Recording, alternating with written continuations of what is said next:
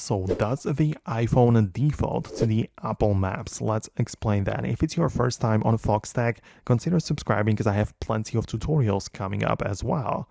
So if your only map or navigation app is the Apple Maps, then yes, whenever you click on an address or a street name, whatever, it will go to the Apple Maps. However, if you download, for example, the Google Maps from the App Store, it is a different question now because you can find your settings app, go to the apps at the bottom, and the first thing on the list is the default apps. So you can choose different apps for the different categories to be the default main apps. And one of the menus here is the navigation.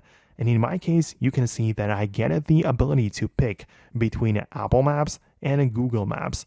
So it's actually very nice that it gives us the option. So the answer is a no. The iPhone doesn't necessarily have to default to the Apple Maps. As you can see, you can choose the Google or even other third-party map services to kind of like replace it.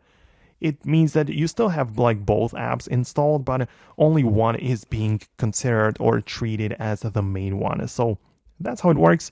Let me know if you managed to set up your iPhone the way that you preferred and liked. Thanks a lot for watching and your support, and I'll see you later in the next videos as well.